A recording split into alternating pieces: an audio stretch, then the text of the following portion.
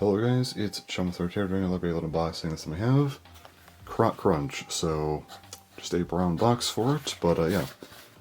Just a side note, this is a CrocCrunch mail order bay.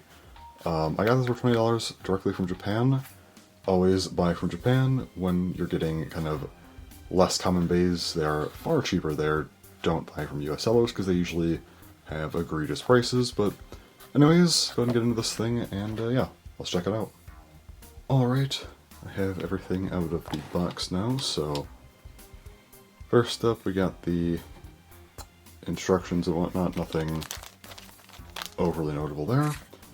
Let's go ahead and get into the bay. First up here we of course have the bit, that being Quake, and Quake, very chaotic bit, slanted, pretty wide surface area, this little like notch here. Everything just offset, high burst resistance. Also comes in orange, which is pretty cool. So yeah, just a nice bit. Moving on to 260, the ratchet for this bay. Got translucent black on the outside, translucent yellow inside. Fine enough color scheme, I would say. Nothing crazy, but still pretty solid.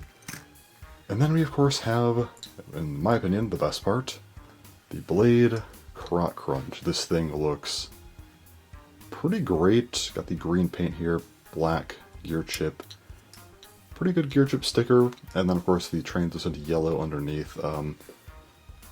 Not always the biggest fan of green and yellow together, but I think this bay does it perfectly fine with how it distributes its color scheme, but yeah, pretty nice overall. Let's go ahead and do the weight now. So we'll go through all the parts and compare to the original CrocCrunch as well, but first up here we got Quake, 2.2 grams, let's see, 260, 6.1, the original CrocCrunch, 33.91, and our new one, 33.75, fairly close. This isn't going to make much of a difference, so yeah, again, about the same. And as far as the full combo goes, we got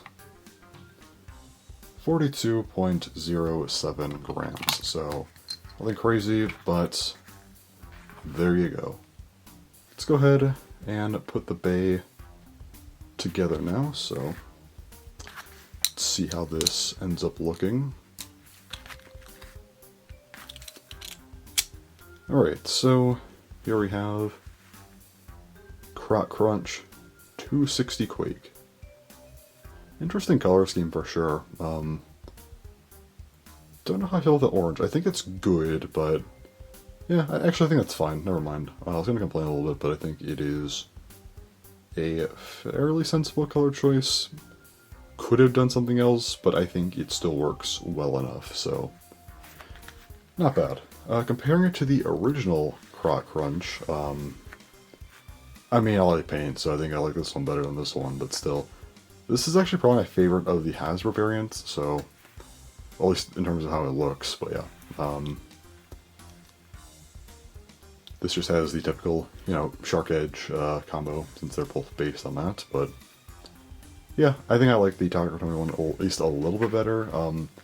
I kind of like the underneath of the Hasbro one, but I think overall this one is better, I would say. Definitely is being helped out quite a bit by being painted green. I also like green paint quite a bit, so definitely getting some assistance there, but I mean, it's working, so makes sense, I guess. As far as my ratings go, I'm actually going to give this thing a 7 out of 10 conceptually. This might be a high score, but I do tend to rate the variants a bit higher because their variants, you know, gotta give them a little bit of credit, but it is based on Shark Edge. However, it has 260, which, you know, pairs with, you know, the shape of this bay. That makes sense. I know 260 isn't the best part, but again, it does pair well, so it makes sense. Also a shorter ratchet, but anyway. The bit Quake, this is why I'm giving this bay a 7, because with Shark Edge and any variants of it, I kind of just assumed that they would try and make the bays very short and just kind of leave it at that. But here they opted to make, you know, a kind of chaotic bay of Quake, and I think using kind of this crazy shape with a chaotic bay, I think, you know what, that works. I actually like what they went for here. You know, they used Shark Edge in a different way with, you know, CrocCrunch here, so I actually like what they did. So I'm giving it a 7. I think it was a pretty creative way to change up how this bay feels, instead of just leaving it as a kind of a typical, you know, short attacker. As far as aesthetics go, I gotta give this thing a 9. I mean, it's really good. I do like green paint a lot. I think overall it works very well. I think they did a good job making sure the yellow wasn't too striking here, but just works well in the color scheme. I think in that sense, green and yellow do work well. You also got some black here to break things up, along with, you know, having it on the gear chip and orange. Definitely an interesting color, but I think it does work well enough here. I don't think this is a perfect bay.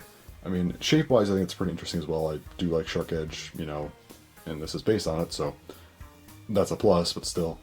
Maybe a couple of the colors could have been a little bit different. Again, the orange, a little bit unsure of it, but I think it still works, so I still think a 9 out of 10 is more than fair for this bay aesthetically. It looks great, and again, definitely getting at least an extra point for being painted green, because again, I do like my green paint, so...